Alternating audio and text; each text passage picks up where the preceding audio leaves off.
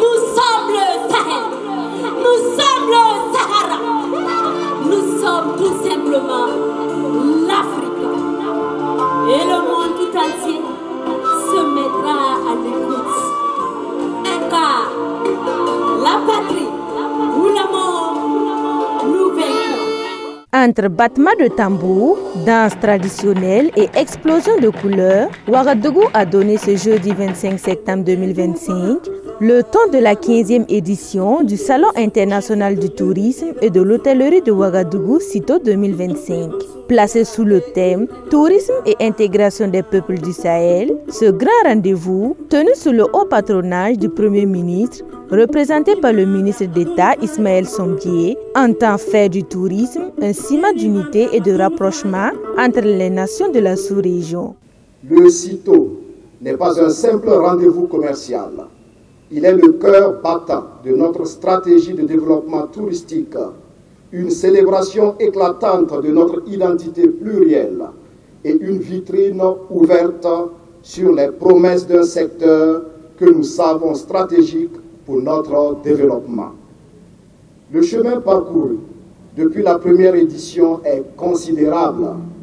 Ensemble, nous avons patiemment façonné le CITO pour en faire une plateforme d'excellence reconnue au-delà de nos frontières.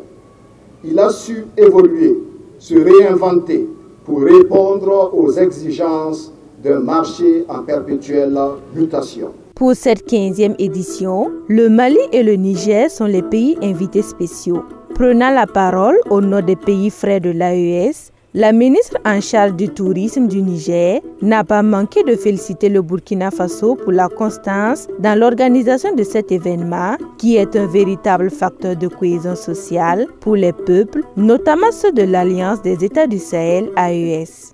Le Sahel est une terre de brassage, un espace façonné par l'histoire, la culture et les traditions millénaires.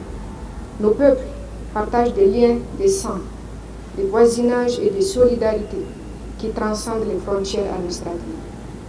Le tourisme dans cette dynamique apparaît comme un outil privilégié de rapprochement, de compréhension mutuelle et de construction d'une identité commune. Nos trois nations sœurs, le Burkina Faso, le Mali et le Niger, sont aujourd'hui engagées dans un projet commun de refondation et de souveraineté à travers la Confédération de l'Alliance des États du Sahel, AES, cette alliance qui se veut l'expression d'une volonté populaire et historique. À travers sa participation, le pays invité d'honneur, le Ghana, a magnifié les innombrables richesses naturelles qui font de l'Afrique une destination d'exception. Ces styles que je vais voir sont artificiels, mais ici c'est naturel. Et je peux vous dire que le terrorisme a contribué à réduire nos économies. Si nous exploitons le potentiel de notre sous-région, nous pourrons créer des emplois et nous renouveler. Il n'est donc pas nécessaire, comme je l'ai dit, d'aller voir ailleurs, car quelqu'un a créé ces choses artificielles. Ici, c'est naturel. Ce qui est important pour nous en tant que pays de la sous-région, c'est de créer des synergies. Nous devons élaborer des stratégies ensemble afin qu'au bout du compte, lorsque nous nous réunirons, nous puissions accomplir beaucoup de choses et que le monde voit que l'Afrique a beaucoup à offrir. Pour le Mali, le CITO se positionne comme une vitrine qui met en lumière le savoir-faire des artisans et souligne leur valeur ajoutée pour les peuples de l'AES. Pour nous, c'est vraiment un événement de très grande taille. Il y a de très belles choses. On se rend compte que l'artisanat est en train de se développer de plus en plus. Ça se professionnalise de plus en plus et je pense qu'on ne peut que remercier les artisans qui font preuve d'ingéniosité, de recherche et puis de créativité.